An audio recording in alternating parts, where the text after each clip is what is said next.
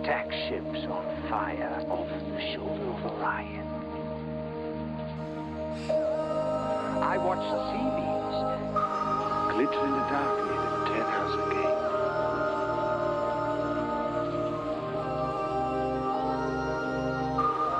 All those moments will be lost in time. Like tears in rain.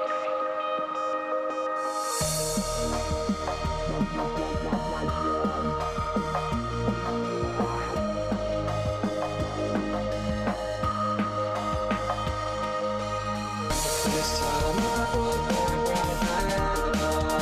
save the Beetle.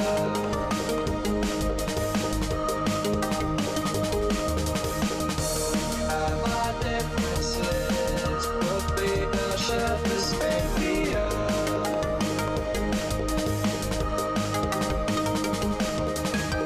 This day we want to remember, memories unclear.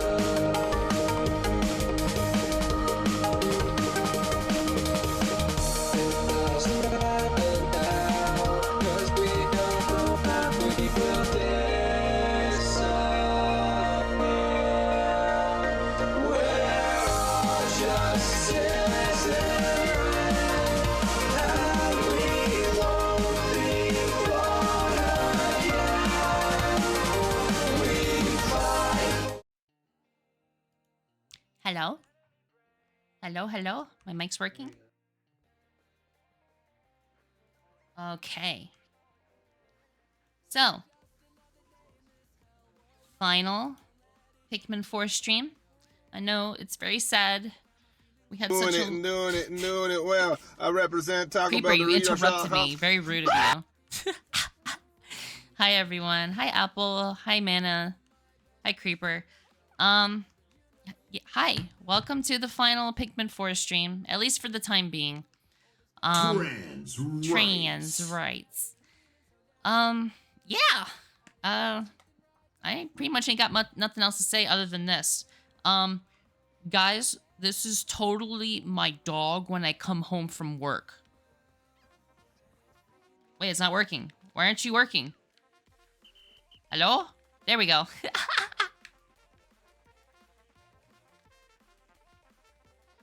This is my dog when I get home from work. If I had a dog. Closest thing I have to a dog is a hedgehog. Maybe Mucha gets this joke.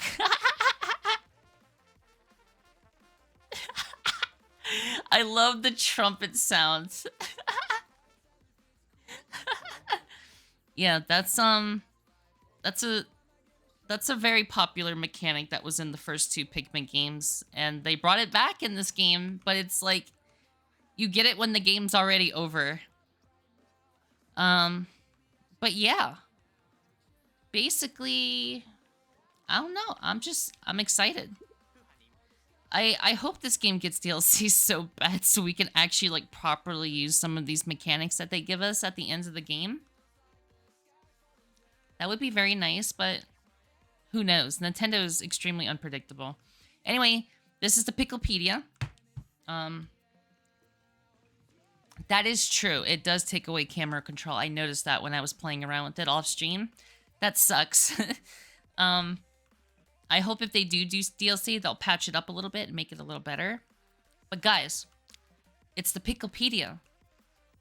We've been talking about the Picklepedia since like the first stream. I was like, we'll go through this and have some fun with it. Because there's a lot to look at here. Albino Dwarf Bulborb? That's what it is? It's an albino? Why aren't its eyes red then if it's albino? How do I observe this guy? Obama.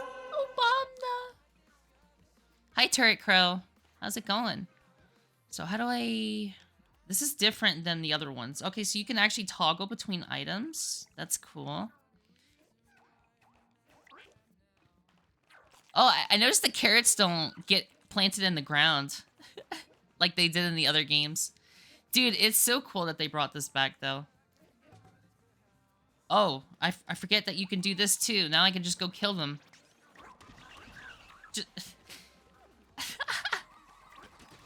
All right. Back to the Picklepedia. Wait, no. Actually, go back to the Picklepedia. How do I go back? Oh, okay. Just normal. So let me know if a BB killing simulator. Let me know if there's any particular enemies here that are like returning but have like new, like if there's interesting things worth looking at. Because, you know, a lot of these enemies were in previous games and they probably have the same descriptions. Notes? Is it notes? Okay, so you can actually an unrivaled green curry, peel away the spotty bulbbear. Ew, I don't like this description. God, this is so vile. Prague. A mid-sized subspecies of grub dog family. These things are considered mid-sized now? That's crazy. Pikmin 4 really do be wild. Hold on. I want to read the Jumbo. Because Jumbo is a completely new concept. It's a large creature, but the meat is tender and flavorful. It's impossible to eat in one sitting, so store some portions for later. Coat the fattier meat in cooking oil and freeze. During reproduction, after an egg is fertilized by... Whoa! They're talking about sperm in a Pikmin game? This is wild. Did the previous games never did that, I don't think. They're really going authentic with this game. I think looking at the descriptions would just be fun. Any excess chromosomes are usually discarded through the process called meiosis. But occasionally this process fails to occur and a Bulborb individual will develop irregularly due to this chromosomal abnormality. So it's an abnormality. They're not meant to get this big. Sperm? I don't remember sperm ever being mentioned in previous games. This is kind of wild for Pikmin. I do love how animated Bulborbs are in this game, though. I love that. And this was a thing in Pikmin 3 as well, but I feel like it's most notably here, where if a Bulborb spots you, you can actually, like, see them look at you and notice you before they start chasing you. Oh, all of them are talking about the sperm. I didn't expect it to actually name drop sperm. I'm fucking dead. Are the other notes worth reading? This person, Jumbo, that word sets an image in your mind. Being larger than others of its species means its heart is proportionately bigger too.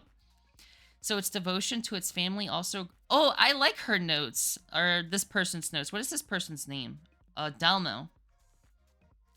They have pretty optimistic, like... Kind of like, you know, when you go to, like, an animal exhibit and you have someone, like, teaching you about them. But, like, not in a boring way, like in an exciting way. So all three of these notes are very different. Olimar is very scientific, very factual. Louis is just completely unhinged. Looks like my neighbor.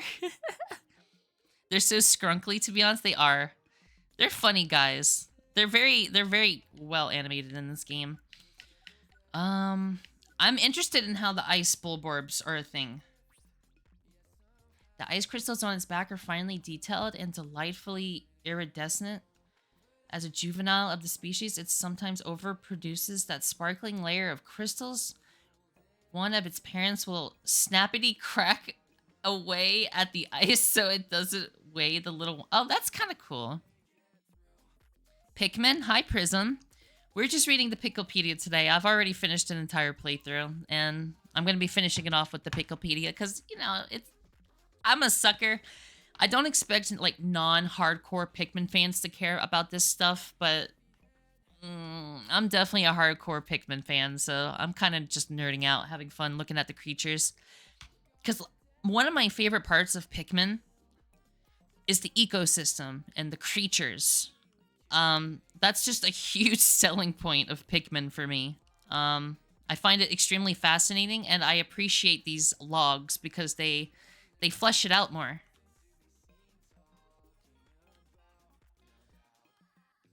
My heart mounts when I see such a loving family dynamics out in the wild. Much more like mature specimens, the juvenile Frosty Bulborb is able to create and carry ice on its epidermis that promotes extracellular freezing. However, they take an entire night to regenerate their ice, which is why they're often accompanied by adults. Interesting. A sweet and savory meat that pairs well with a simple green salad. Okay, thanks, Louie. I appreciate it. I might skip the dwarves from now on and just look at the adults. Oh, I didn't mean to do that.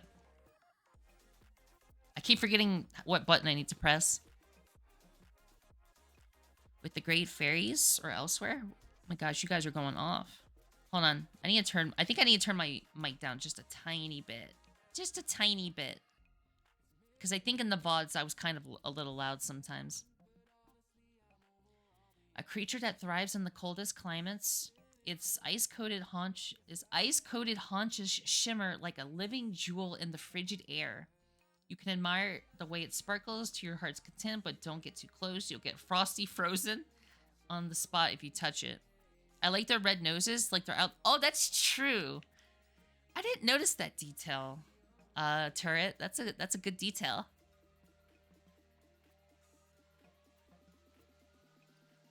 A Bulborb with a large amount of ice and frost covering its midsection. It's usual to find ice as such attached to a living organism. It's as cold enough to freeze small animals and regenerates any ice mass it gets broken off. Seer the Rich. Oh, we should just stop there. Just stop at this point right here. Seer the Rich and just sear the rich. That's it. It's over. We're done. Sear the rich and fatty meat on both sides in a dab of butter, then sprinkle generously with a fresh thyme. I don't know if I'm pronouncing that one right. Is it thyme or thyme? I think it's thyme. For those who prefer leaner cuts, I recommend the tip of the nose. Wow, the tip of the nose even gets called out in this. All right, I gotta look at this one. This might be the same, but button. When I see this blazing beastie, I get a rush of excitement. It's easy to lose track of time while staring fixated at the flame-enshrouded form of the fiery Bulblax. Its appearance brings the mind ancient molten landscapes from an era before our earliest ancestors. Bodily excretions. Okay, so this is... I already read this one, I think. I think this is from Pikmin 2. But basically, the reason why these guys are on fire is because of a chemical reaction with their skin. Which is cool. Cool that there's like a scientific explanation for that. No stove, no problem. The sizzling beast practically cooks itself. Remember to thoroughly extinguish the steaks prior to eating. He literally cooks himself. Oh my god. I love the anteater, the Whiptongue Bulborbs. They're so cute looking. They're a little derpy. Its narrow snout houses an amazing prehensile tongue. It sets its sights and slurps its target right up.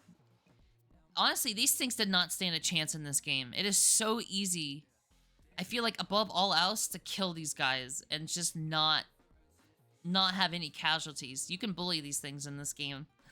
These guys were introduced in Pikmin 3. The sweet little bean uses this marvel of evolution with great skill. Any creature with a dexterous tongue like that is unlikely to ever go hungry.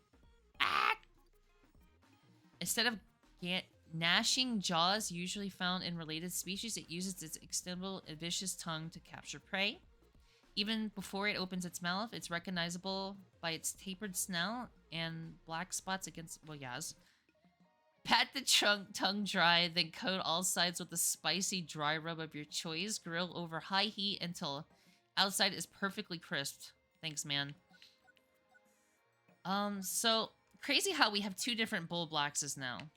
The Emperor Bulblax and the Sovereign Bulblax. I've been calling them all Emperors this whole time.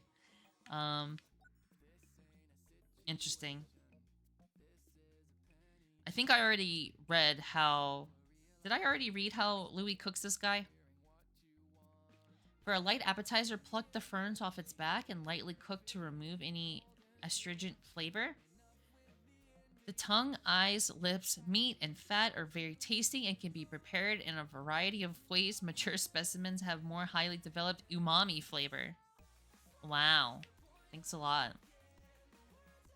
Oh, it's so okay. So a sovereign Bulblax is an emperor Bulblax of extremely advanced age. It will no longer display the pack behavior commonly exhibited by younger members of its species. Instead, as an individual ages, it leaves the herd and exhibits more solitary behaviors. Cool. It has an ecosystem on its back. That's cool. So, a new member to the Blowhog family is the Snowy Blowhog. That's completely brand new. I remember when I was like, you know, daydreaming about what Pikmin 4 would be like. I was always like, yeah, they got to introduce more elemental Blowhogs, right? I feel like that's just like the natural way to go about it, right? I always envisioned one that had like a yellow snout. Obama! And it would shoot electricity out at people. I'm surprised they didn't do that in this game. They went for the ice one instead, which makes sense because ice Pikmin were introduced in this game. There's an ice variant of quite a few enemies in this game. This is interesting. So these guys are called Tusked Blowhogs, which would imply that they're related to these guys, which I didn't think of until I saw that. But apparently they're actually not related. They just share a name. Oops, I didn't mean to do that. I keep pressing the wrong button. What's the scientific name of a blowhog? Sus!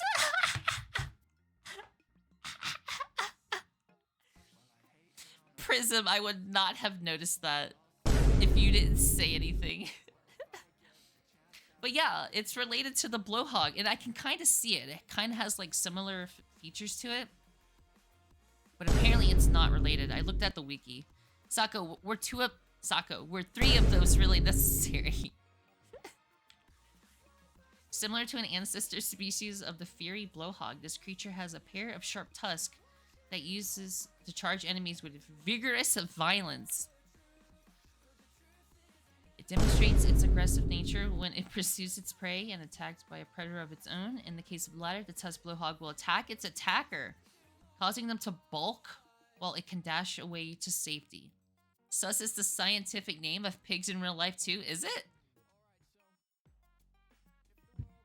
If so, that would make sense. Stew with root veggies, wild greens, and a bit of miso for a mouth-watering and rustic flavor. Drain all of the blood beforehand to avoid a gamey smell. Dude, they're talking about blood. This game goes ham, bro. I think it's a more primitive blowhog, a wild boar. I think so. But, dude, they're just straight up talking about the blood. When are they gonna say guts? That's what I'm waiting for. I need the word guts to get used at least once. Hello Kitty's Magic Apron Adventure did similar. First pulled the head off and then tear away the skin? Oh my god. Shiny black carapace is one of the precious stones of the natural world. When it lifts its ebony wings, the briefly visible flesh beneath creates a striking color contrast. Males of the species are known for their horn-like blowhorns. I mean blowholes? I said blowhorns. Hi, anime fans. How are you? Hope everyone's doing good. I'm just kind of chilling. Obviously, I'm still looking at chat, but you can just kind of consider this like I would have done this on my own anyway, so I'm just streaming it so you guys can join me, you know, if you're bored and you're willing to look at some cool Pikmin creatures. Drop into boiling water and let it cook until the shell turns red. Remove from the pot and peel. Sprinkle the drained meat with rock salt. Okay. But how... Oh, I forgot. The Arctic cannon larva. Wasn't this technically a... No, it wasn't. I think snowballs are completely new to this game. These guys are like lobsters? Oh no, there's actual lobsters in this game. Well, they're more like crawfish. But, you know, same difference, I guess. So wait, I want to see what's different about the Arctic one. Upon reaching maturity, the blowhole on its head closes, leaving in its place the pointed crest of the Arctic cannon beetle shell. In order to get enough food, some emperors have blah blah blah blah blah blah blah. Me too. Boil the meaty legs until fully cooked and drizzle with a generous amount of lemon juice. Once the juice has seeped its way into the muscle fibers, suck the meat out of the shell with one big slurp. Dude, it's literally like a crab. You eat it like a crab or a lobster. You suck the meat out of it. Oh my god. Dude, say what you want about Louis, but this dude probably is a god at cooking. Like, the fact that he has like such a large, like a in-depth description of so many of these creatures. He seems to know what he's doing. That's why he loves this planet, because it has all the food he could ever want. A mama Sheergrub. I'm surprised they didn't bring back the Queen Sheergrub from Hey Pikmin in this game. Let's see. Since it's exceptionally large, when it squirms to move and wriggles minutely side to side to dig its whole body into the ground like a drill. You can observe it in all its exceptional detail.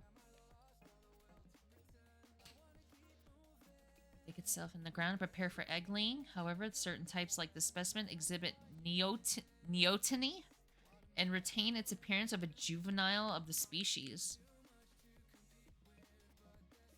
A problematic character that's good at cooking. This is a Danganronpa reference. How has he eaten them with his helmet on? Maybe he goes in the ship. I don't know. That's actually a great question. He can't take his helmet off like ever unless he's in a ship that has air.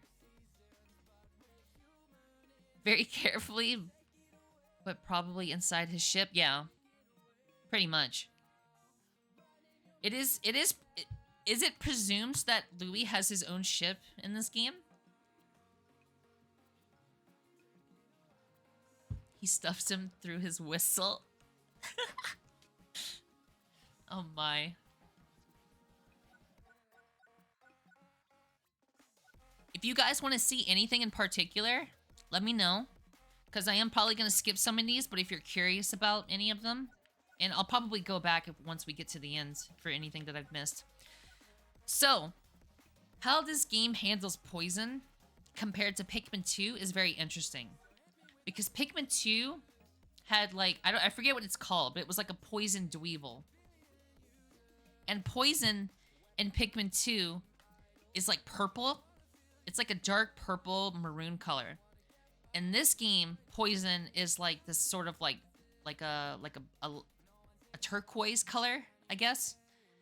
But in this game, it's not called poison, it's called venom, which is interesting. So they completely changed how poison works in this game, and they made it into a different element. But white Pikmin are still immune to it. So white Pikmin are basically immune to poison and venom. You know, just a fun fact for the gamers out there. And then there's the Ice Dweevil. I'll get to the Smoky Prog when I get there, Apple. Obviously, I'm gonna hit the... I already see one that I really want to see. I want to look at the Groovy long legs, but let's go with the Mammoth legs first. Having a body made up of living cells, a metabolism, and the ability to produce offspring might be considered necessary traits to determine if something is truly alive. But this rapid-fire cannon blows away conventional definitions. Is it a machine and a creature? What a fascinating possibility. So wait, is the venom essentially the same thing as poison? In terms of gameplay, yeah, it's exactly the same. Yeah, it pretty much works exactly the same. I don't know why they felt the need to do that. I guess they just wanted poison or venom in this case to have a more distinct look to it. I don't know why they chose the route that they did. I don't know why they rebranded poison as venom in this game. And it may not actually be called poison in Pikmin 1, but it's definitely not called venom. There is a difference between like the two hazards between Pikmin 2 and Pikmin 4, but I don't know if it's like meaningful. I actually do prefer the look of poison as well. I like that maroon color. Still a better rebranding than Twitter. Everything is a better rebranding than Twitter. This species of arachnid family fuses with machinery at a crucial point in the maturation process, giving it the ability to fire energy burst from the launcher beneath its orbicular torso. However, the Mammoth legs itself is not in control of this weapon. Instead, the mechanical portions of its structure appear to automatically acquire and attack targets. That's pretty interesting. So the Mammoth legs doesn't intentionally fire at you. The gun just does it on its own. Although the meat is a bit on the metallic side, the oil makes a mouth-watering gravy or a lubricative vinaigrette. Wow. Thanks a lot, Louie. Let's engage with this.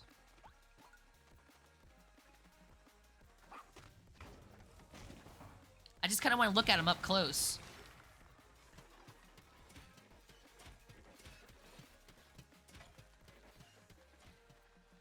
Does he shoot? I assume he does. Oh, yep, he shoots.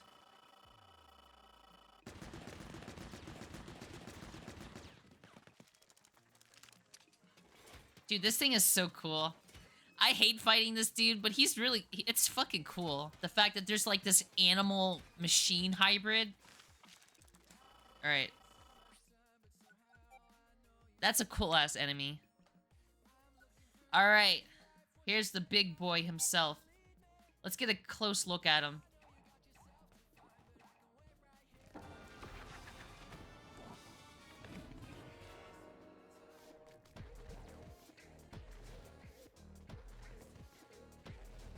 Damn. Why do people hate this thing? Wait, the Groovy long legs or the Mammoth legs?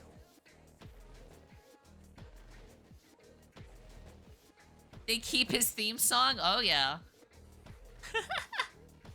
This is probably the best, if not one of the best, new bosses in this game. This boss is amazing. You can barely hear the music? Is it really that quiet?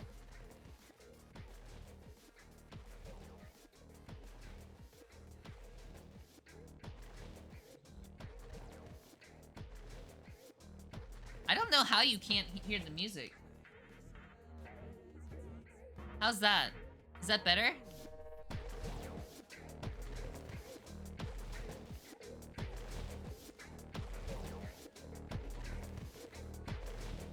It should be a little better now. Oh, you're right. The music is tied to his movement. Whenever there's a drum, boom, boom. That's cool. The volume mixing in Pikmin 4 is a bit off. Sounds are loud. Music is quiet. You have to turn it up to hear. Interesting. What? That's so cool. Now, what happens if I do this? Oops, I didn't mean to do that. Hold on.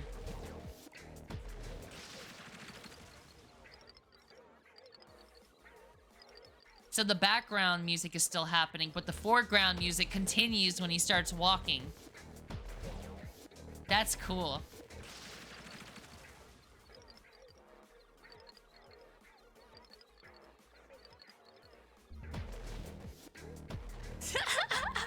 Dude, this shit goes hard.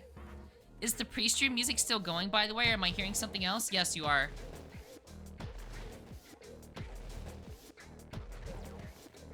There. The music that's the background music that's not related to Pikmin should be over now. I did have background music playing. Sorry, I didn't mean to confuse you. There we go. This should be better now.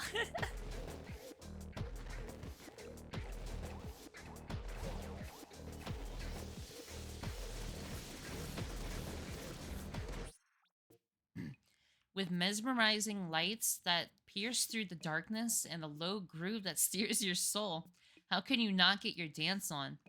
It is a creature or a machine. Who cares? Everyone can join this party. The world of caution, though, be careful you don't dance right under one of its feet. Nah, it's cool. I didn't know if that was intentional or not, but I felt like I was going crazy. Sorry, bro. I didn't mean to make you go crazy.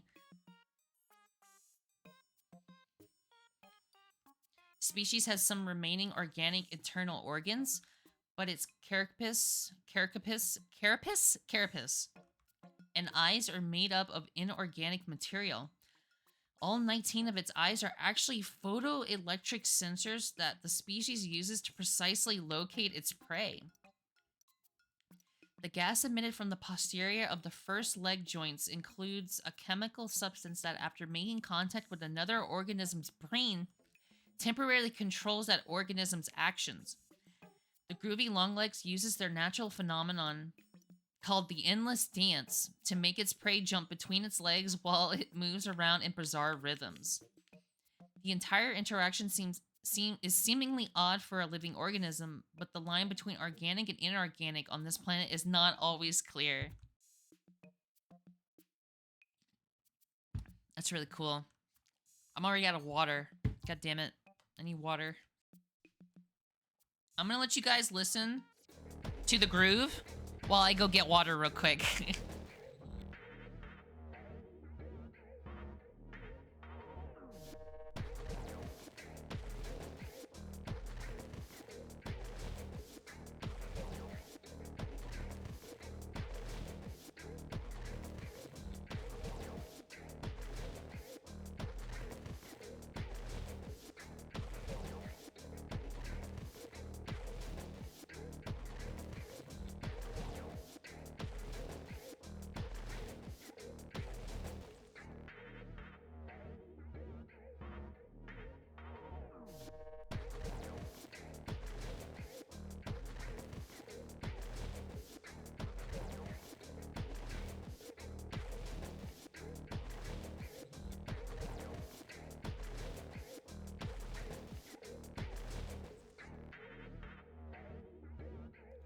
Alright. So I actually want to engage with this guy real quick first. Hold on. How do I... ZL. How do I give myself Pikmin? Oh my god, they give you infinite Pikmin? Can I pull out as many types as I want? I could still only do 3 at a time? That sucks. Why can't I do more than 3? Hi, anime fans. Oh, I only watch stuff. Oh, okay. You guys got your own talks going on. That's cool. Yeah, I don't know why you can only do 3. That's lame as hell. I want to have one of every Pikmin dancing. Is that so wrong? Let's just, God, I don't want my favorite Pikmin to die, but they will, because that's just part of the process.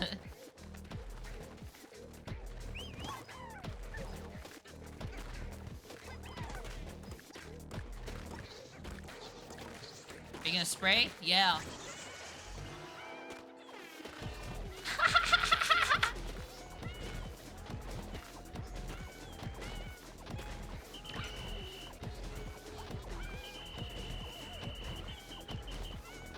Oh my god, they're dancing.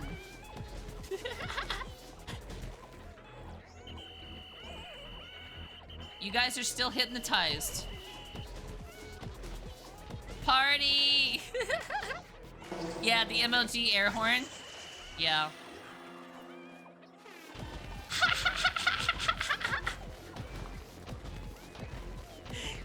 It keeps going harder. Oh, rip.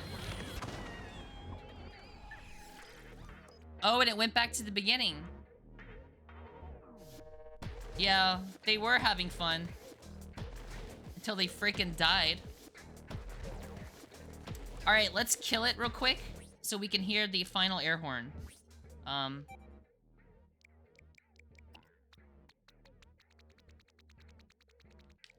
have an idea.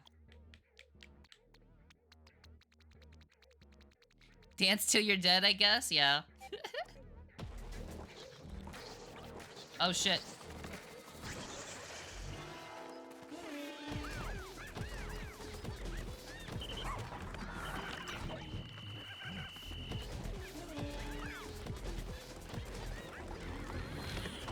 Oh my god.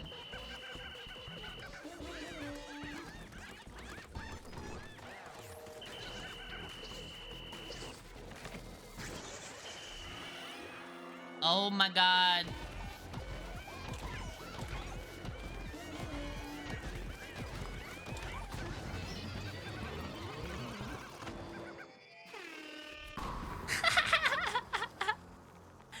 Oh my god.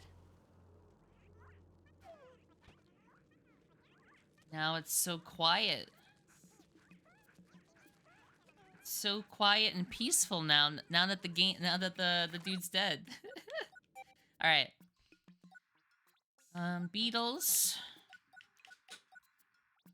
Iridescent Glint Beetle. I kind of want to see what they say about this guy. Mainly, this precious treat is exceptionally rare. I could sell it back at home for a fortune. Then I could use the cash to upgrade my kitchen, buy galactic class ingredients, and even start my own cooking show, the Insect Gourmet. This variety of beetle consumes subterranean minerals. I said materials, I meant minerals. Due to the fact that it rarely emerges above ground, sightings of this particular species are extremely rare. While minerals are this beast's primary source of food, the beetle itself does not have the ability to digest these minerals. Instead, metabacteria living inside the beetle's stomach chemically break down the minerals. The resulting purified metal is discharged, but rare metals such as gold and platinum crystallize onto its iridescent iridescent glint beetle's shell, resulting in the beautiful laminated shimmer. I know how to talk. I promise I'm good at talking. Alright, we gotta look at this guy. This is an overlooked boss that they never... Like, they only showed this boss once, and they never brought it back again. Same with Groovy Longlegs. They never brought it back. So... Please don't call it a flying snowman. The sight of it flying around with its magnificent wings scattering ice like diamonds evokes thoughts of a snow sprite. Witness this beauty of nature, let it soothe away all of your woes and anxiety. Is it really that easy? English versus Akira? I will perish. This one is cool. The fact that it has a second phase with 2 layers of ice is interesting. It is interesting. Same with the Puffstool. True. The cooling cycle, its body uses ammonia as refrigerant to chill the moisture it absorbs from the air until it reaches a super cooled state. By then spraying out of the several vents of its belly, the Snowflake Fluttertail creates a delicate cocoon out of ice to both protect itself and freeze its prey. Dice finely or puree to make a meaty sorbet. Add a tiny drizzle of fruit sauce for some punch. Pluck the wings and antenna beforehand to use as garnish if you want to get fancy. Jesus. So these guys, this guy in particular was in Pikmin 2, but he got completely redesigned for this game. Completely redesigned. Now he's more frog-like.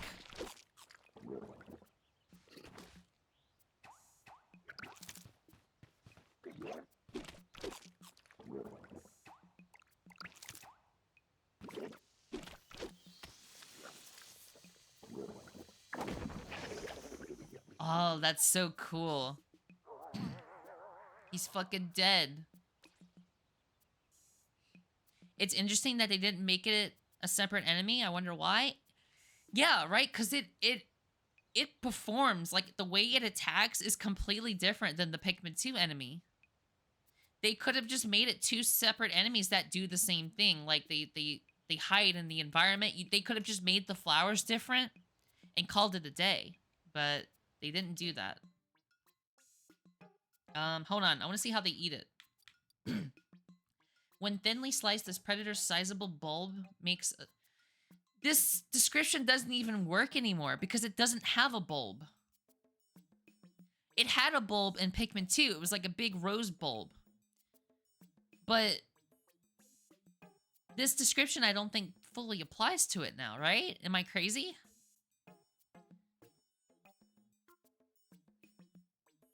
Like, carrying over the description here did not work out, I don't think. Like Pikmin, the creeping Chrysanthemum is a member of the group of creatures with ambulatory root structures. This creature is known as a mimic, but because it is actually a form of plant, this label is not entirely accurate. It uses its mimicry to lie in wait and ambush prey. Unrecognized even by Pikmin, despite being members of the same class of organisms. So these guys are closely related to Pikmin. That makes sense. It relies on preying upon other creatures to provide sustenance, so it has no need of leaves for photosynthesis. Generally speaking, the role of plants within an ecosystem is as a producer species, and thus plants are generally found at the bottom of the food pyramid. However, on this strange planet, the line between producer plants and consumer plants is blurred. I think that's something that Pikmin is missing. An actual Venus flytrap enemy. I think that would be really cool. I think like the closest thing are like the clams. Like the clams kind of function how you would maybe expect a Venus flytrap to work. Pikmin lore. Cannibal Pikmin, pretty much. And then there's this guy. This guy is completely brand new. This is a mushroom variant. These don't just mimic a growth of mushrooms for fun of catching you by surprise. They also use an opportunity to spread poison. I hate the poison on these guys. I love how they call it a poison, but it's actually venom as well. But that's just this little darling's idiosyncratic method for catching its prey. We could learn from the way nature embraces such unique and varied creatures. The defining characteristics of the fungi that grow from its head differ from that of the chrysanthemum family's creeping chrysanthemum. Okay, thanks for saying that word twice. These guys have a great reference to my favorite creature, but the makeup of the body out in which they grow is mostly the same. Oh, they do! As a result, we can theorize that the fellow ambular radactida of the Bulbman. They said Bulbman. I don't know how to pronounce that word before it though. Ambular radix? Ambular radikis? I can't pronounce this word to save my life. But Bulbman mentioned. Bulbman mentioned. Bulbman mentioned. This species is not an evolutionary variation, but that the body is a parasite that has nestled inside a group of mushrooms. Because the hosts are mushrooms, the startle spore cannot photosynthesize. Instead, it gains nutrients by catching its prey with highly poisonous fluids or by absorbing the nectar in the ground left behind as creatures killed. Oh my god, they used the word killed by its poison decompose. Oh my god, it talks about corpses decomposing by poison. This shit goes way too hard. If you can successfully remove the tongue's poison glands, you'll enjoy a rare opportunity to appreciate the umami synergy of the mushroom and the meat combo. Kind of like a pufferfish. You have to depoison it first. Ooh, mommy. Welcome back, Creeper. Breadbugs. I gotta see breadbugs. Breadbugs are like are world famous. Hold on. It looks like your breakfast table's longtime staple, a loaf of bread with perfect color and buttery shine. I love how in this game they take stuff and they dig it. Doing it well. I represent Taco Bell Dorito Shop.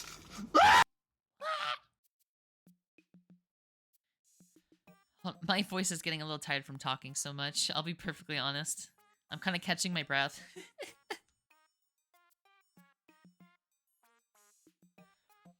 It's cropped so well. It is cropped really well. Never seen your bread loafing about like this? The adult breadbug competes many of the same food sources as Pikmin, but its thick skin... Yeah, this is the same description from Pikmin 2. Breadbugs are hardy and nutritious, but also bland and unimaginative. They may be palatable in a pinch, but they hold no true culinary promise.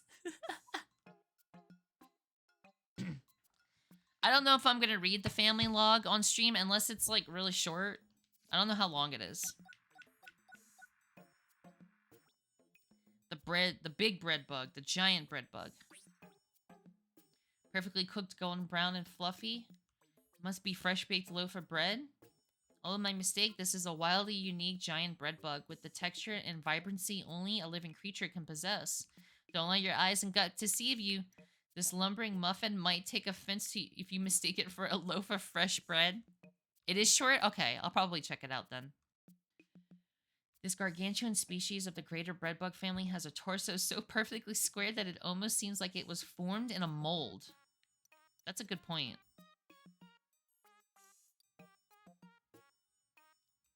Every ounce of it is flavorless. There's like only 12 entries. Family log? Damn, did they cut down the family tree? Sako, please. Alright, these guys are new. I definitely need to look just because these guys are new. Notice the gold sparkles on its back. In order to survive, this delight of a creature spends its mind-boggling amount of time collecting those special gold stones. Though it isn't real gold, it can confuse the sensors. That's another marvel of the natural world for you. The ore-like growth on its back is coagulated bodily fluid that includes a substance similar to sparklium, which can make our mechanical sensors go berserk, to use the technical term. This living ore emits a scent that lures the creature's prey, so it's also important for their feeding process. That explains why Pikmin automatically run to it, like automatically run to them when they fall on the ground. This looks more like a Clodsire than a Wooper, Sako. It looks almost exactly like a Clodsire. It's just not as round as the Clodsire. But the colors and the anatomy are pretty on point almost.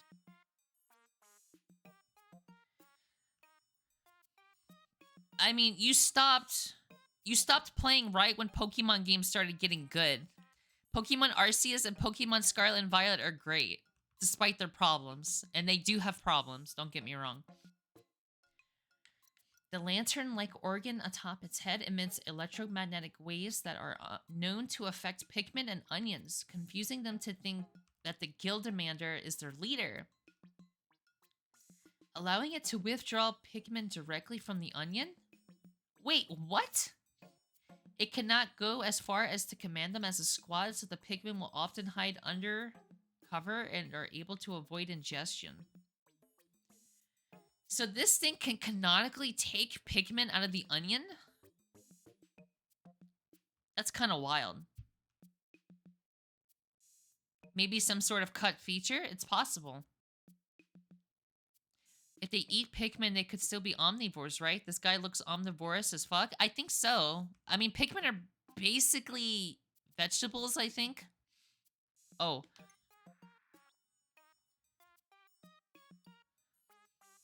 The meat gives off a faint aroma similar to a hot pepper. The flavor itself is subtle and elegant. Char grill the lantern until blackened, and you've got a nutritional superfood. Oh, Apple, that's a good freaking point. Wait, that explains so much, Apple. I was wondering why that was happening.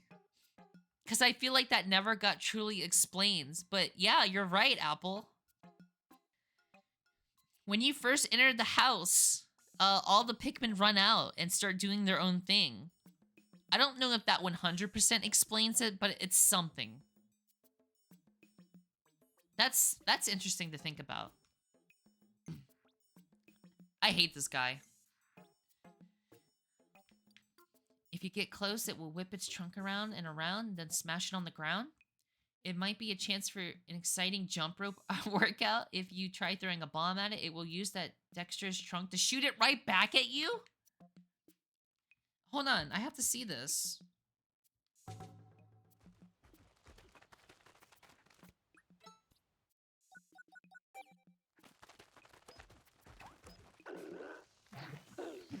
Whoa! Well, I mean, yeah, I guess that makes sense that it already does that. I was expecting something a little more special.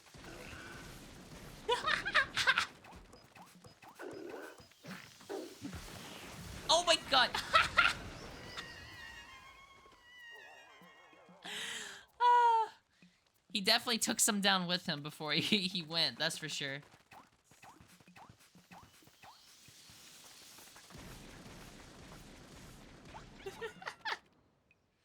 Alright. The bitter flavor fades as they grow, replaced by a sweet, mellow aroma. Stew the base of the trunk, grill the middle, or smoke the tip. The possibilities are endless. I didn't do anything, Apple. You can't prove that. The long nose of this specimen has neither bone nor cartilage, but is made up entirely of muscle and can be flexibly curved, and extended. Starfield PC preload is 140 gigabytes? Yeah, I heard earlier today. I mean, I'm not surprised at this point. Sunsquish, this is a new guy. This peculiar little button has the perfect texture and coloration to pass as an egg fried sunny side up by a master chef. There's nothing about it that makes it seem threatening, and it looks so yummy, I can't help thinking of a delicious breakfast when I see it. Seasoned with salt and pepper, it's literally just an egg. Oh my god, that's so funny.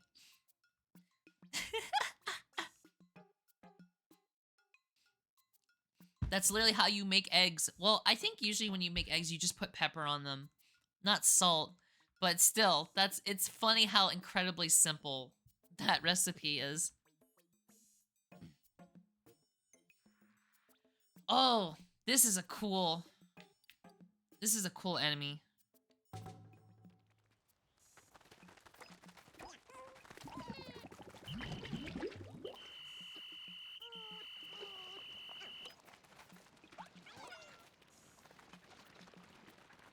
This guy's just cool looking. So this guy seems to be... This guy's related to another enemy from Pikmin 1 called the Foolix. It's just really cool. I don't know. Uh-oh. Oh yeah, he likes to do that.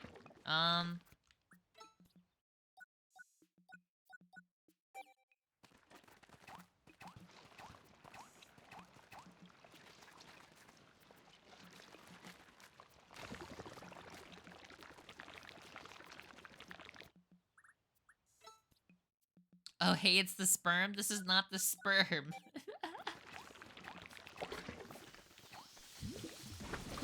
Oh my god.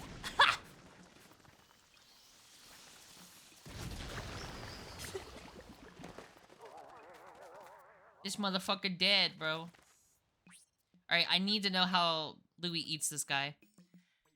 If you take the microorganisms I used to peer at through my microscope as a child and blow them up much, much bigger, this is what you get. A huge single-celled sweetie. It blorpily sloshes around in search of food. To this giant, we're the microorganisms. Jello shots? It does look like Jello shots. You think it's gonna be Jello shots? That would be fucking funny. Oops, I didn't mean to move that. A member of the Foolix family, this primitive life form is made up of a single cell, which is quite odd given its size.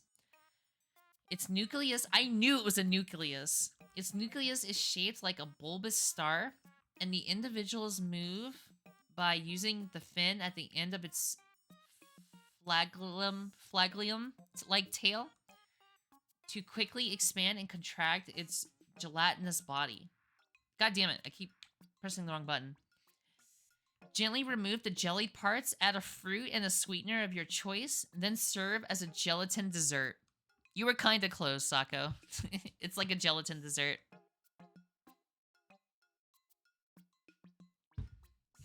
Add vodka.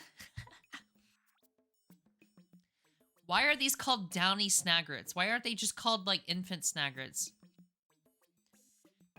Grind up the meat and cartilage, then mold into meatballs. The tender texture of the meat contrasts nicely with the crunchy, chewy cartilage bits. The sight of this wee one boinging around and pecking at its food, all while skillfully balanced on one leg, is truly awe-inspiring. If you get too close, it might feel vulnerable and give you a warning poke with its beak. Or it might just turn to you for comfort. Dude, is that possible? Can we make it turn to us for comfort? When will we ever see the burrowing Snagret? The one that jumps around on one foot in Pikmin 2? That would be really cool if that guy came back. Honestly, considering how much of, like, this game is so inspired by Pikmin 2, I am surprised that the Snarrow did not come back. Is that what it's called? The Snarrow? The orange one that jumps around on one foot in Pikmin 2? Yeah, I'm surprised he didn't come back in this game. Due to a common phenomenon known as imprinting, this baby will recognize anything that it sees or hears within a given length of time after it hatches as its parent, and consequently follows it around. We will never see the Snarrow? Why not?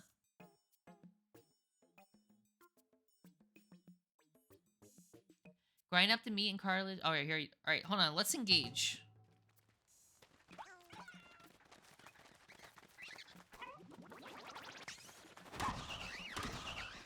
But, oh god, I forgot Ochi doesn't stop now.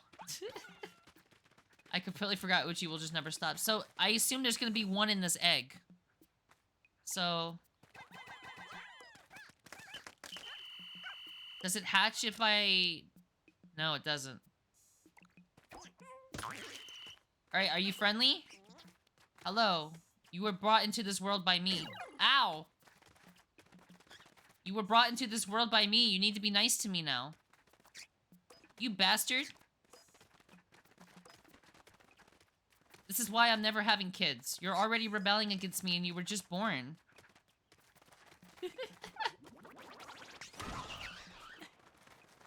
Oh my god, Ochi, I keep forgetting. He doesn't stop.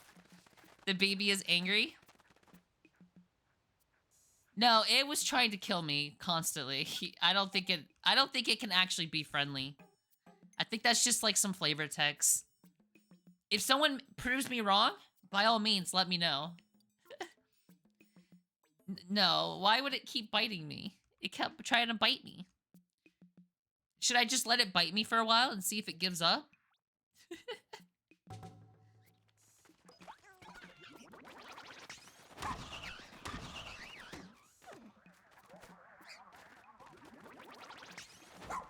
I missed!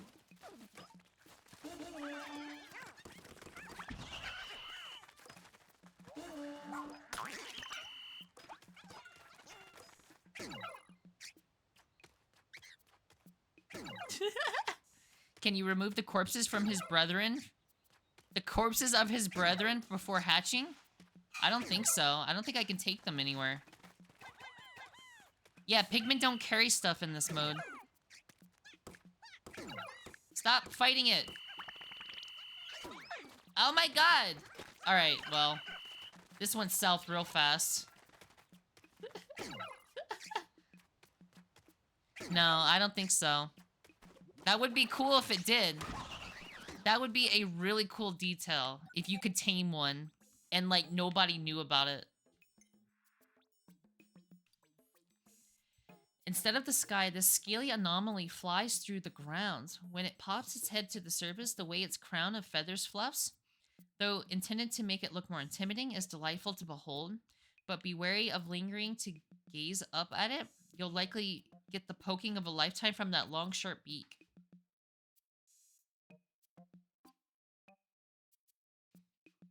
Yeah, same description. This is a new enemy in this game that I definitely feel like got overlooked a lot. It's an okay enemy. A Waddlequaff. Breast, thighs, and wings can be baked, roasted, or fried. The rest of the carcass is great for flavoring a rich soup stock. This is also a new enemy, Scorchcake. Remove the internal meat and place directly on the shell while it's still smoldering to cook. So you can literally use its own body to cook it. It almost smells better than it tastes. And then there's the shock one. Saute in butter and cover with a sauce made from the green liver paste. Anyone with a highly developed palate will enjoy the slightly bitter flavor profile. The meat under the icy side of the shell is quite muscular, while the other side is nice and fatty. Two great tastes in one. Here's the Puffstool. Come, let us ponder the Puffstool. This devious little bean releases spores that have hallucinogenic effect on Pikmin. I mean, not really, unfortunately. At the first inhale, affection sprouts. They are drawn in closer, then they breathe in more and more and confusion-inducing spores. Soon they think of nothing but the Puffstool as they jump around, boing, boing, boing. We were robbed. We were robbed of the mushroom Pikmin. The shroommin. A type of ambulofungus. The current working theory is that the Puffstool evolved from a more common species of fungus that gains animal-like characteristics over time, including the ability to walk. Flip upside down and cook cap over a charcoal grill.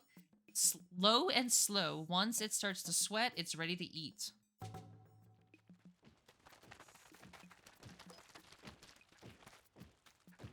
Go ahead. No? Alright, come on. Are you... There we go. Are you gonna do it?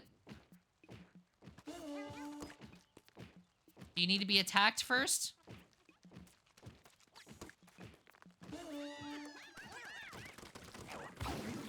Okay, he's gonna do it now.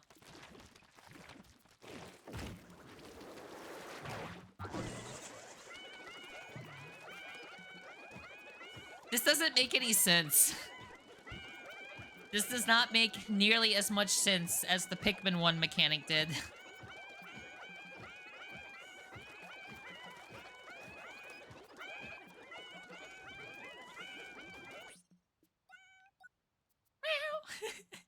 I love that one last little that happens at the end. Oh yeah. See how it toddles and bounces around on its wee little footsies as it goes for a stroll, scattering extremely toxic spores along the way? Much like the Puffstool, the Toxstool is neither animal nor fungus, but a mix of the two. It doesn't serve a producer or consumer role in the ecosystem. It's a decomposer. Bury underground for about 40 days so the poison can leach out. Its smell will make you gag, but the flavor has notes of chocolate? Louis, what are you on right now, brother?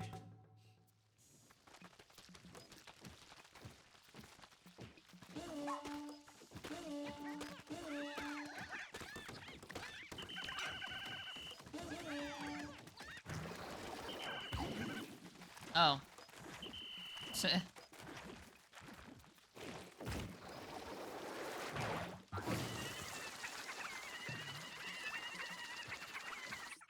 Yep, that's poison. The moldy. Tastes best if eaten just before the meat spoils. Once all the mold has been removed, enjoy a unique flavor reminiscent of dry-aged meat. It would be funny if Louis' descriptions of the mushroom taste gradually got more spacey. That is true. That would be pretty funny. After removing the poison, the broth is fragrant and savory. Don't drink too much or you'll find yourself with a crippling tummy ache. Remove tongue and discard the rest. Cook over a charcoal grill until medium rare. Dude, I feel like these guys showed up in like the first area and then they never came back. Or like the second area. These guys had a very short presence in this game. Pan roast the thighs with sprigs of rosemary and whole garlic cloves. Finish with a squeeze of fruit juice to highlight the subtle notes of lingering electricity. Is it just a dog? Not particular. It's like a... It kind of is like a dog, but...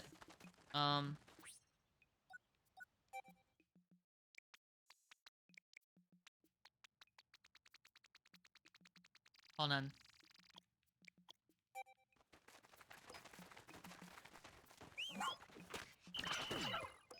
So it has like this weird like face underneath it. Are you gonna do your thing? There you go.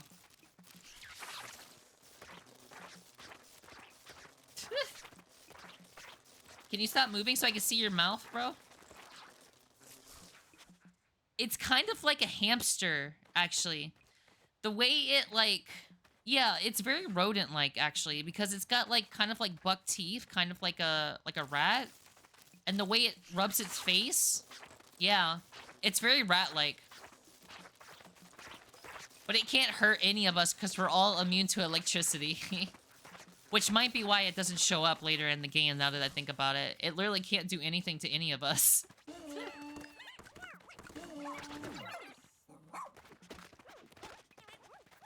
Run for your life!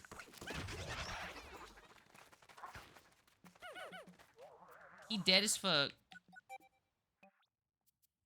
Yeah, it's kind of like a mix between a rat and a dog. Inedible tastes like chicken?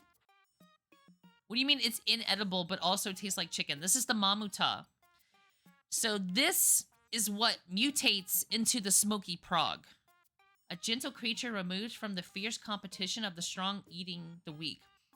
It sits in gardens in a pool of sunlight, looking content as it gazes out its big round eyes at a plant it has raised that's just starting to sprout. Don't tease this mild-mannered beastie by messing with the delicate sprouts it's tendering. Yeah, Louis said that too. The imbalanced asymmetrical arms of the Mammoth are among its most notable features. I like these guys. They're really cool.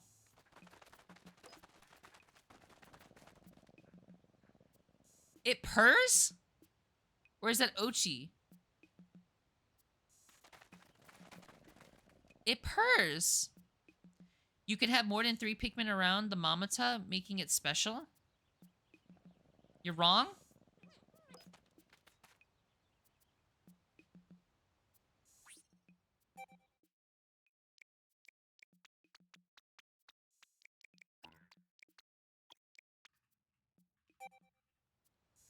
Alright, let's piss him off.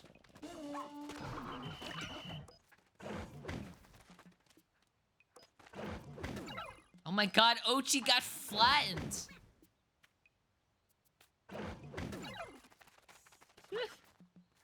Alright, are you satisfied now? Are you still mad? Alright, he's not mad. He's actually happy now that he has some plants to take care of now. Mamuta is cute? He is cute.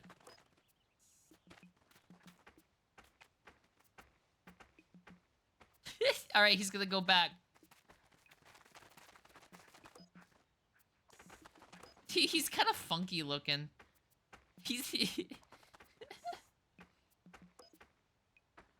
I'm surprised he doesn't sit back down. He's just kind of walking around now.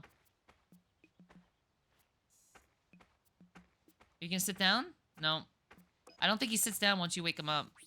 Are you able to bring out more? Yeah, I can bring out a ton of Pikmin. I can bring out up to 100.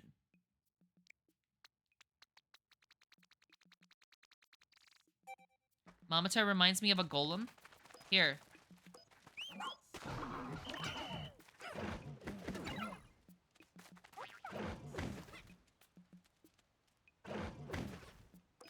But yeah, he can't actually hurt Pikmin. No, you can only do 3 at a time, Creeper. He has another animation where he, like, only swings one of his arms. Ochi keeps getting squashed. Oh, he sat down now. Now he sat down. Now he's purring again. That's so interesting. These guys don't survive long enough for me to notice things like they're purring. That's so cool. Porcupillin. Or Porciquillian.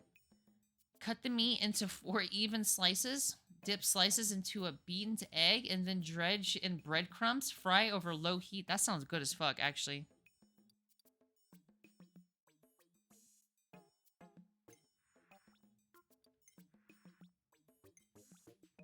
Icy Blowhog.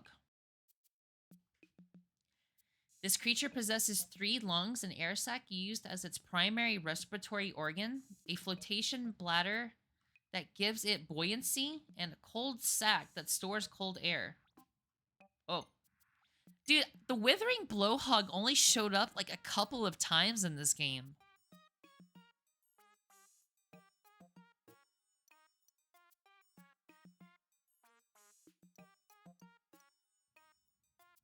Huh. Hold on. Go back. Hang this creature on a rack and sun-dry on a hot afternoon. When suitably crisp, grind the sun-dried beast into powder. Make a great substitute for cayenne or curry powder. This motherfucker doesn't even get eaten. He gets turned into a powder, into a seasoning. Similar in taste and texture to gelatin, this jiggling mass of jelly can be sculpted into all sorts of creative shapes. Woolpole. Yellow Wallyhop. Wallyhop. Chili Hop. Master Hop. Meat can be consumed if first dehydrated with a lot of salt. But the eyeballs and the legs are the best parts. He doesn't even tell you how to cook it. He just tells you what parts are the best to eat. Which enemy becomes a powder? This guy. This guy becomes a powder. He becomes seasoning. The Withering Blowhog. Which is pretty funny.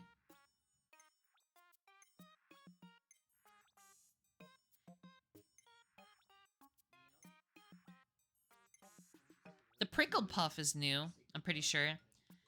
Remove the poisonous internal organs, then slice thinly. Serve as sashimi. A firm meat is brimming with umami flavor. Pairs well with a light, refreshing citrus vinaigrette. Oh. Great for hot pot. Remove the shell, cook the legs in the hot broth. When they turn nice and red, pull them out. And slather in liver paste before eating. Dude, Yvonne and I have been thinking about getting crab maybe this weekend. This is not helping. I haven't had crab in years, but it sounds so fucking good right now, and this is not helping. I'm actually going to read the other crab. Throw a mountain of Aristocrab offspring into a pot for a yummy and simple miso soup broth. Grub Chucker. What a dumb name. Pluck off the lips and serve with lemon and salt as an appetizer. Coat the arms and legs with plenty of miso for a full-course dinner and a shell. Dude, I would actually buy a Louis cookbook. Hermit Crawmad. And then the Bug-Eyed Crawmad. When grilled, serves as an excellent filling for an offbeat po' boy. Po' boy's mentioned. Dude, that's a New Orleans thing. I'm from New Orleans. Po' boy's mentioned. We win. New Orleans gamers win today. That's so funny. I love that, actually. I feel represented. If you have any left over, add it to a liver paste to deepen the flavor. The tip of the tail tastes almost fruity with notes of sweet and sour. Pairs well with soft, ripened cheeses. We NOLA gamers, yeah. Heat in a shell over a strong fire and bring out the umami-rich juices. Finally mince the mantle and toss with noodles. Top with sesame seeds. The Toady Bloister. The Bloomcat Boister. The fatty muscle that controls those undulating motions must be eaten fresh. All that quick movement means the meat toughens quickly. He's just a po' boy from a po' family. The hell's a po' boy? It's like a it's basically just like a sandwich, like a sub or a hoagie, but it's New Orleans styled. The Toady Bloister sounds like a SpongeBob restaurant. It does. It's like a New Orleans sub. Bog Swallow? Oh, yeah. Leave it out overnight to drain the mud from the carcass. When ready to eat, cut into rings, then grill over high heat. The more you chew it, the more flavorful it becomes. Oh my god, inedible, known to cause mass hysteria, followed by leg spasms and internal thunderings. Pikmin 4 confirmed Louisiana? I wish. A living thing is a living thing, even if it transcends our understanding. This unnerving creature is translucent and has no actual physical body to speak of. Yet somehow it clutches its rollers with zealous devotion.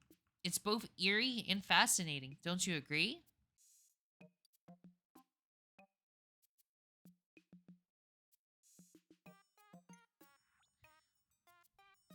The fuck? Louisiana? That's funny. The Smoky Prog. The Smoky Prog's body is constantly deteriorating, so collecting a living sample has proven difficult, and research into the species has progressed at a glacial rate. However, examining the genes adhered to the Smoky Prog's eggs, it has been confirmed that they are in fact Mamuta eggs. This discovery allows for the possibility that Mamuta do not develop properly and hatch become Smoky Progs. In the night above ground or the dark passages below, you'll suddenly notice an egg. If you leave the egg alone, a being of terror is born out of it. A mysterious fiend dragging itself along. I feel like this misunderstood deer may be trying to communicate with us. Perhaps its tale is a sad one. I love Dalmo's tone. She views all of them as like creatures with feelings that are part of an ecosystem. I like that a lot. It's actually an extremely good dynamic between these three. Smoky Prog, aka me getting high immediately after taking my progesterone. I've been thinking about that this entire time, Addie, but I haven't said anything. What about Louis' description? Egg tastes best when smoked. The flavor of the belly and the head is pleasantly warming. That's it. That's true, because they can't actually eat a Smoky Prog. Because when the Smoky Prog dies, it deteriorates and it just fades away. But they can eat the egg. But it says the flavor of the belly and the head. I don't know. How the fuck does he eat these things? Very carefully. The ultimate ride, plush and comfortable. I wish I could bring it home with me. He doesn't even talk about eating it here at the final boss. That's funny. Even he wouldn't stoop that low. Even he wouldn't, you know, eat a good dog, a good puppy. A coat that's dense and rough like a primeval forest. A stench like a wet canine, and a shockingly toasty body temperature. Clearly a dog in every sense. The long history of dogs being companions, we can rely on triggers and instinctive reaction through our entire bodies. If I were left on this planet with this massive cutie, I'd be content. If we harvest mesenchymal stem cells from this gigantic canine creature and cultivate them with a glow slab, God, I cannot talk right now, a glow slab, it generated serum should return Ochi's leafified tail to I already know all this. These results would indicate that 99.9% of the canine creature's DNA matches Ochi's, and that the only difference between Ochi and Moz may be natural presence or absence of a leaf tail. Scientists unable to get samples for years, Louis gets his hands on the first samples and ever and eats them. That's canon. That makes so much sense. Maybe he just eats the vapor. Moss. Ochi and Moss are two peas in a pod. It's quite unprecedented that a space dog should meet such a similar creature from a far-off unknown planet. You could even call it miraculous. Could they be siblings separated at birth? No, that's just not possible. As far as I can tell, Moss has been a leafling pup since birth, and some of her DNA resembles that of Pikmin. This is the one point in which she differs from Ochi. When Ochi transformed from a standard space dog to a leafling pup, I started to theorize that the Pikmin are, in some capacity, propagating their DNA in other organisms. That makes sense because of Bulbman and stuff. The phenomenon in which all of these castaways, including myself, became leaflings was very likely caused by being absorbed into the onion. Perhaps that process was also some sort of pigmentification of the body. Pigmentified organisms can leave this planet, so the Pikmin may have been motivated to carry out this process in an effort to secure a permanent leader. That's lore right there. Holy shit. Of course, this is all a theory. A Pikmin theory. Convenient for procuring ingredients, compact with a tight turning radius. And then there's just Pikmin. Just normal Pikmin. I saw memes of this. I look at that mouth and I just want to put my hand in it just to see what would happen. I saw memes of this on Twitter. You guys know that video of the person putting their hand in the dog's mouth and flipping it upside down like blah, blah, blah, blah. You should read the oh my gosh. My voice is starting to run out. I don't know how much more I can read. These peppy little darlings are a vivid I might not read all of these. I might just let you guys read them and I'll read them at my own pace. Because I'm starting to lose my voice. I don't know if you guys could tell.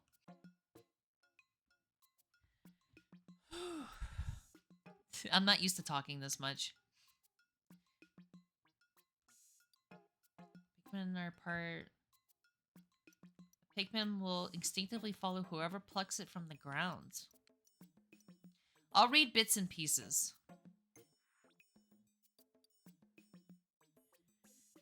The adorable yellow Pikmin. I doubt you can whisper a secret that they won't hear.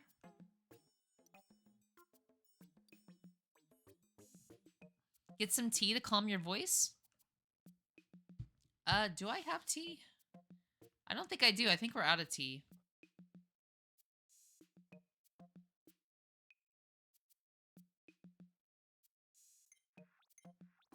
Oh, rock Pikmin.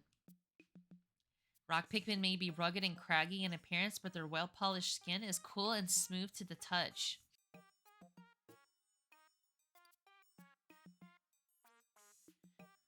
This Pikmin is definitely a member of the Pikmin genus, but its body does not share any of the plant-like traits that Pikmin are known for. Instead, it's composed primarily of stone. Maybe read it to yourself and comment on it if you have anything to say. Okay, sounds good to me.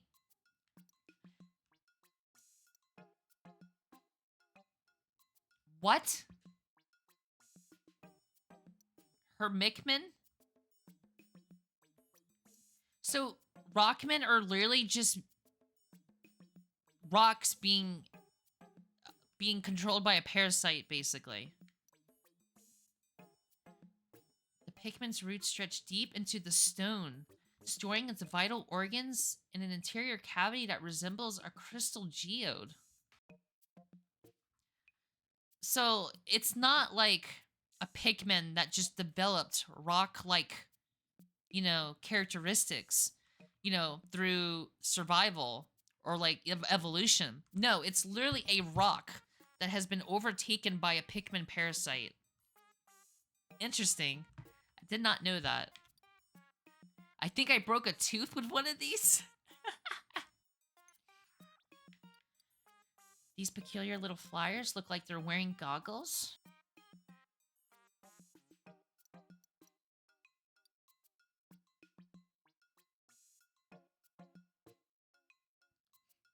It's possible that an ancient winged onion somehow absorbed the flying creature's DNA.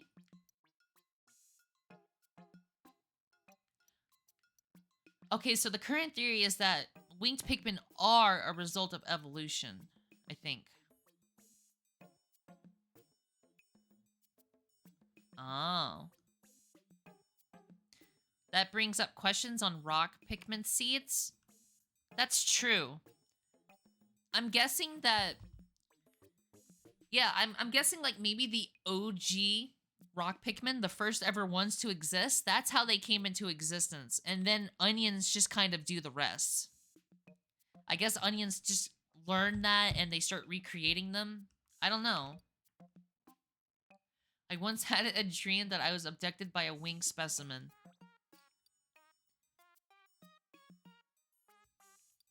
Pikmin supposedly evolved from plants, yet there are also Pikmin species with bodies made of ice, known as ice Pikmin. How is this possible? The answer to this question lies in the fact that ice Pikmin are parasitic by nature.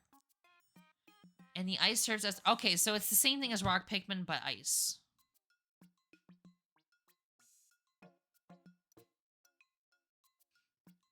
And it's not just ice. It has other minerals in it, too.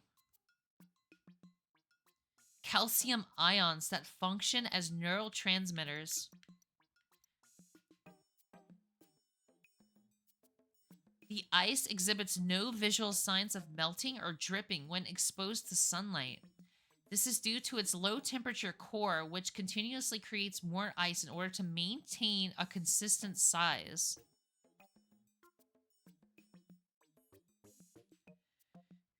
Cause in 3, you'd most likely carry Louis back from the new boss with the winged Pikmin. That's pretty cool, actually. A kitchen essential for using freezing ingredients and storing leftovers.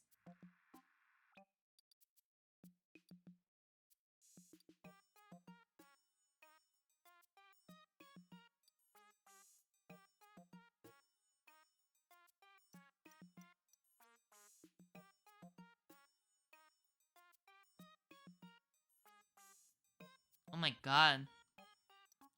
Can lead to vomiting, respiratory distress, or complete organ failure, ultimately resulting in death due to cardiac arrest.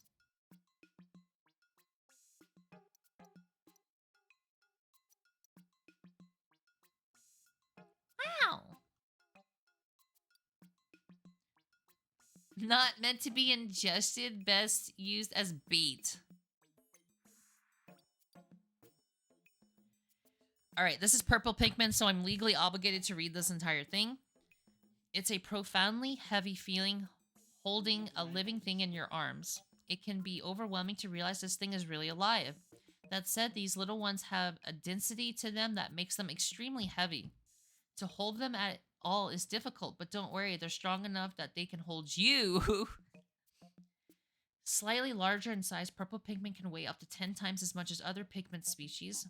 And when thrown to the ground, their impact creates gravitational waves that can actually warp space-time.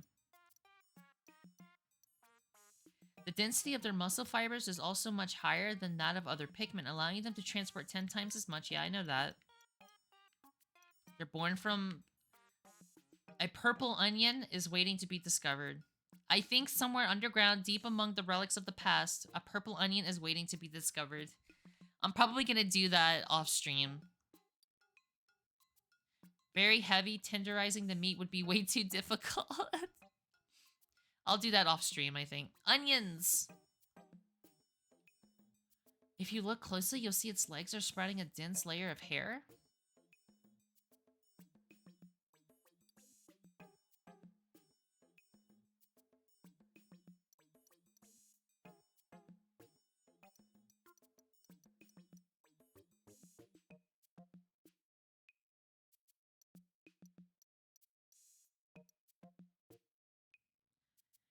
It's been confirmed that just like Pikmin, an onion has muscle fibers in its body.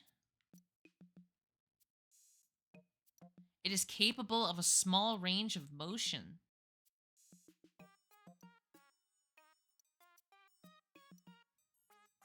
Cool. Just like a Dragon Ball Super Broly. They actually warp space-time? Yeah, I wasn't joking when I said that. That's the only reason that they're able to fight the Water Wraith. Like, that's the only reason. Because the Water Wraith does not exist in this dimension. Like, that's, you know, that's one of the main things that they emphasize about the Water Wraith. It literally does not exist in our dimension. So since Purple Pikmin are able to create, like, seismic waves that are, like, they shatter through dimensions. That's why Purple Pikmin are able to attack Water Wraiths. It's pretty crazy. Bye, anime fans. Have a great day. Flarlick. Saute in oil to add a fragrant spice to your dish, but eat too much and you'll smell like it for days. Way too spicy for a salad, no matter what color bud you see. On a quest for the perfect hordivore. I don't know how to pronounce that. Horsivore? I don't know how to say that.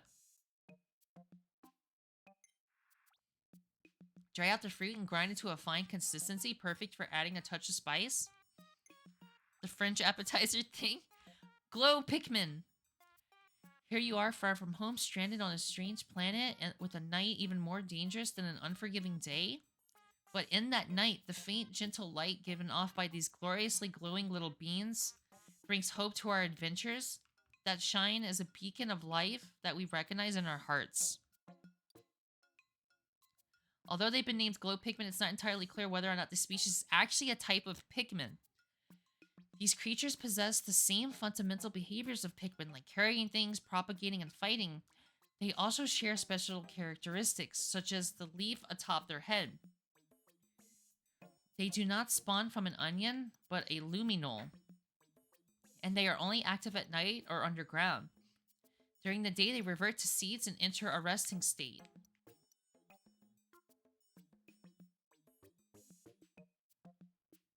Oh, they don't expire in a typical sense.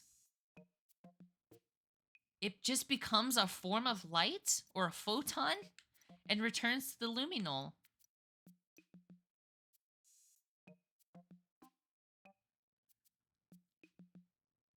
Putting aside my scientist hat for a moment, it seems to me that this creature or entity may not be a living organism at all, but some matter of spiritual substance. Yo, I'm religious now, bro. That's just how it is now. Doesn't smell alive.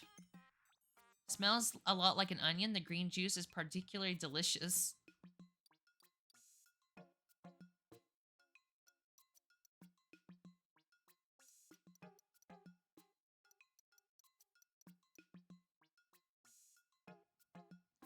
Luigi's Mansion reference.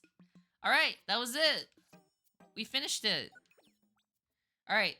We'll quickly glance over the treasures and then we're gonna call it a stream.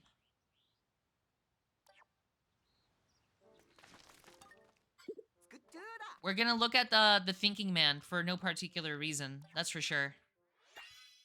Oh, I didn't do this yet? Lol. Booty die!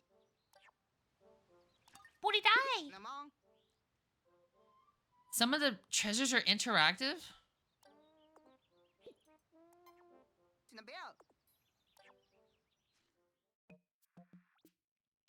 Okay. So we got the rubber duckies, we got the desserts, we got the gold bar.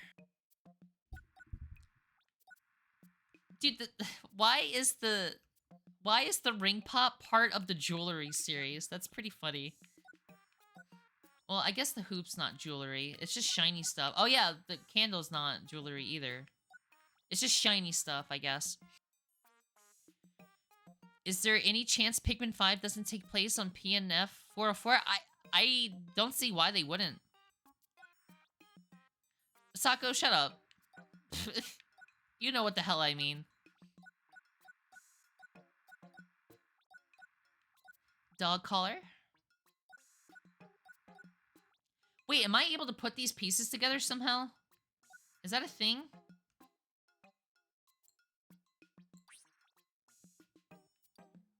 Am I able to put these pieces together? Is there like a way to do that? You said they were interactable, right? No, I guess not. Check the metal? Oh. Oh, it's Nintendogs! What? That's so cool. I didn't even notice that. Bless you, Yvonne. That's from Nintendogs. I recognize that fucking art. Bless you, Yvonne. I used to play a shit ton of Nintendogs growing up. Oh my god. That's really cool. Bless you. Okay, so the medals actually show you everything at once. That's cool. That's cool. I like that. Look at the paint tube collection. I know they match all the Pikmin colors.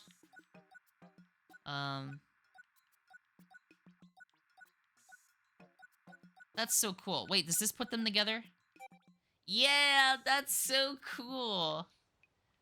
This is a great feature. Yeah, oh my god, that ham looks so fucking good right now, bro. Where's the paint tube? We'll get to the paint tube when we get to them. Look closer. Oh, 3D model preview, just like in the other games. Nice. That's fucking awesome. Can I play this? Boo, boo, boo, boo. That's really cool, man. I don't have time to read all the notes, unfortunately. Oh! Let me look at this. Yeah! Check out the Louis notes for the trumpet.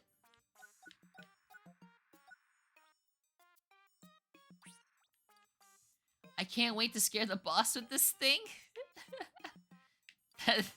Louis is such a child. Go to the music boxes. Like, open them? Or...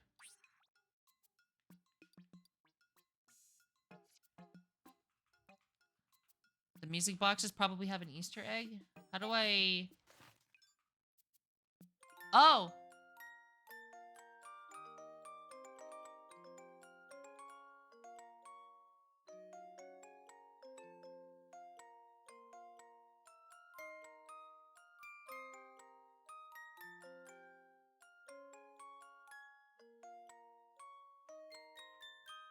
It's very peaceful. You thought it was Bad Apple? Really? That would be insane. You wouldn't be ready for that.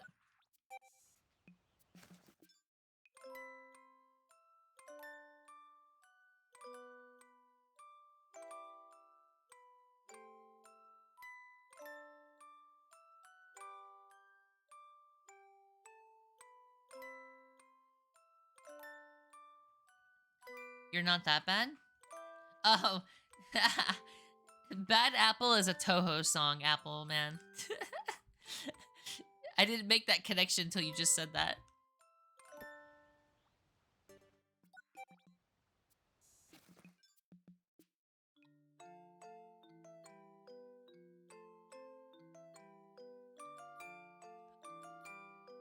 I know that. That's Zelda, right? Yeah. Yeah, Song of Storms. Yeah, that's cool.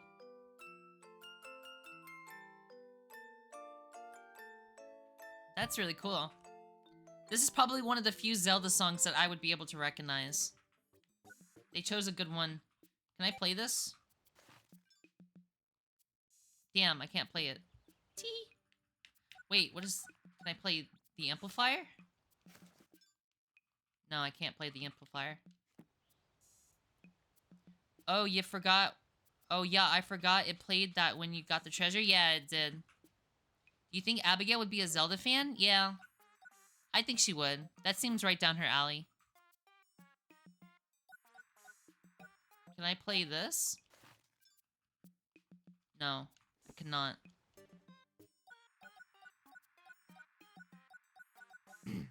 Oh.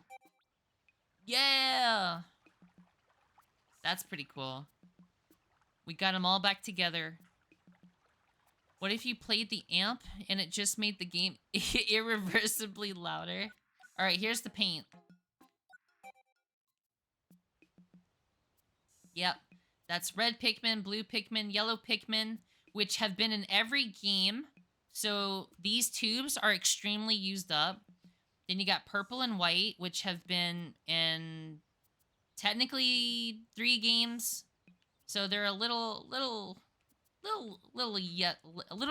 used, but you know, they still got a lot left. Then you got rock and pink, which have not been used a lot, only in 2 games. And then you got Ice and Glow, which are only in this game. And they're pretty much brand new. They haven't been used. Is that what you were going to tell me, Apple? I already saw this on social media, unfortunately.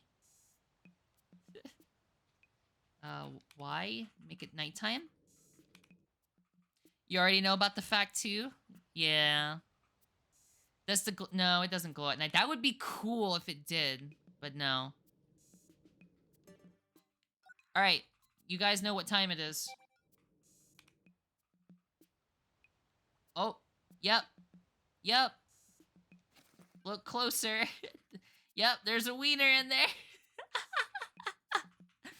There's a wiener. You can just barely see it, but there's a fucking... Action? Action doesn't do anything. There's a reason why it's doled out. But yeah, there's a fucking wiener in there. Nintendo really did it, though.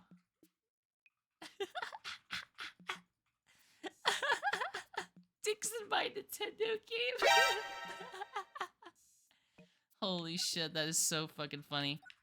Alright, guys, you know what sound to play. Not that one.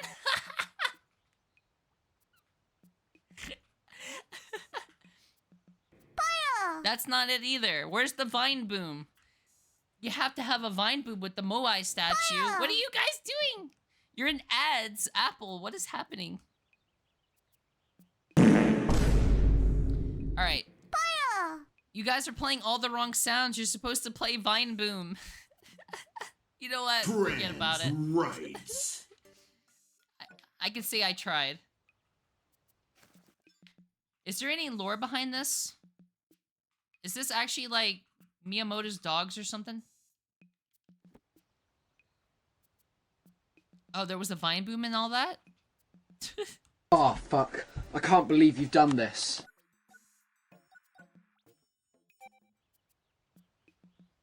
Doing it and doing it and doing it well. I represent Taco Bell Dorito Shop. Dude, I keep looking at this and I keep thinking it's a pregnancy test.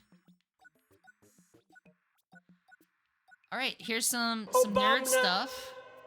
We all like our nerd stuff. Got Wave Racers. On the GameCube. We got the Nintendo controller. Looks nice. Looks very slick. A positive COVID test as a treasure. Sako, you should not be allowed to speak.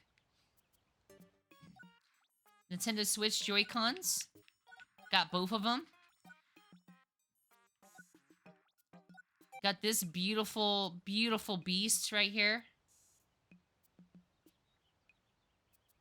The GameCube controller just prints dopamine in my brain just from looking at it. I love that part of the Donkey Pikmin 4 video. Scepter of the Plague. Fidget spinner. You can spin it! You can spin it! What? That's fucking amazing! You can keep spinning it. This is game of the fucking year. I don't care about no Baldur's Gate. I don't care about no Tears of the Kingdom. Can you do this in any of those games? I don't think so. Oh, Apple, it's because we were looking at the Thinking Man. The Thinking Man statue. The Thinking Man statue actually has a penis. Like, it's not even a joke. He actually has a modeled penis. Alright, guys, this is gonna be the rest of the stream. My ADHD is kicking in.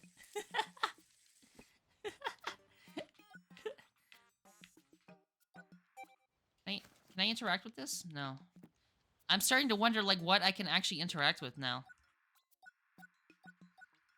That's it. That's all the treasure. Alright, that's a good stopping point unless there's any other cool interactables that you guys need to tell me about. Alright, I'll go back and look at the thinking penis for Apple.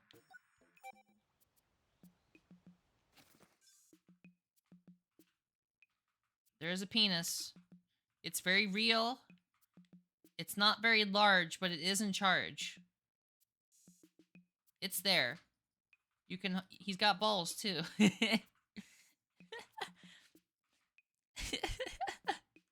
Shepherd logs? How do I get to that? Is it in the menu? You're hiding. No. No. There we go. Is it the voyage log or the journal? The Game Boys have some interactables? Are you shitting me? God damn it. There's so much to do still. Journal? Oh. Thanks to the technology that has come from space exploration, our lives have grown much easier and far safer, and on-planet rescue requests have decreased dramatically. But as migration into space continues to grow, our services continue to be needed. So I'm happy to announce we're extending our rescue services to the frontiers of space.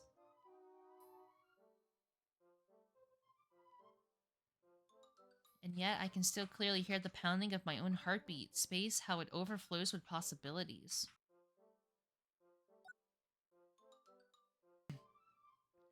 In space, too, there are those waiting to be rescued. My father told me this. It was his dream to travel to the stars and rescue those lost there.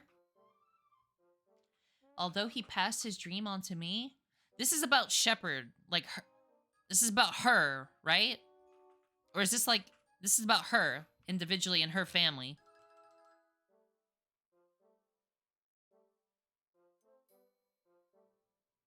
Yeah, Commander... Isn't her name Shepherd? Yeah, her name's... This is her ancestry? In space, too, there are those waiting to be rescued. My father told me this. It was a dream... Oh, I already read this part. Hear me, my children, and my children's children. Make this dream a reality. We can transcend space and time. We will soon welcome a new rescue officers. That is, we've officially... Oh, God damn it. Rescue pups! We may not be able to exchange words with our canine partners, but we can build trust and understanding through careful training. Nice! We aren't very good at reading emotions. Dogs, on the other hand, for some reason, are much better at reading how folks feel and, of course, at getting close to them. I've got this idea that if we have the dogs sniff not just for a castaway smell, but for their emotions, our rescue missions would improve by leaps and bounds. Yeah, these are all different people. This is, yeah, it's like, yeah, it's pretty much everyone that came before Shepherd, I guess. Our current Shepherd. That's interesting. The Shepherd family has lived with dogs from the very beginning. We understand that if we love and respect these creatures as we do our own, if we pay attention and observe their behavior closely, we can break down the walls between our species and truly understand one another. Beyond the sky itself, there lies a beautiful blue planet. Those words have been passed down from captain to captain, calling to each of us. I can't imagine what sort of place this blue planet might be, but it's said to be home to even more dogs and folks than we have here. One day I hope to fly beyond the sky and into space. Many years have passed since we first began to make this land our new home. Still, we need more time to complete our environmental adaptations. In the meantime, we must survive so that one day we can pass down this new history to our children and pass down the ways we've learned to rescue and protect everyone. One day we will live here in peace. Okay, so these are going backwards. This is the second captain. So this is the first captain. The surface, we made it at last. Finally, we could begin making a fresh start here on this planet. Of course, it will take many long months and years before we've built here will be anything like once we had. Oh, God, I'm about to pass out. Maybe there were less logs than you remember? Would it not be part of the completion for having all these?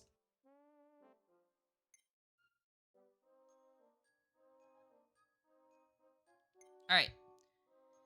I'm going to call it a night. I think that's a good stopping point. My voice is about to, like, completely explode into oblivion, so...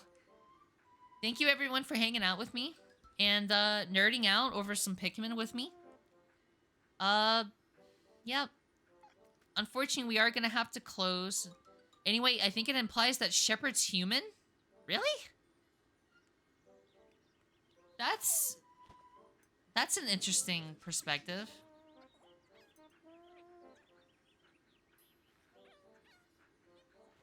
I needed water so bad. Alright, everyone. Thank you for the stream. Sorry it wrecked your throat. Take a good rest. I appreciate it. I'm gonna be taking Friday off, so we'll be good. And then on Saturday, we're playing Hunt Down the Freeman. Oh my god. I'm not ready. But yeah. That's the end of the Pikmin 4 stream playthrough. Thank you, everyone, for hanging out with me. And, yeah. Have a great night, everyone, and I'll see you next time.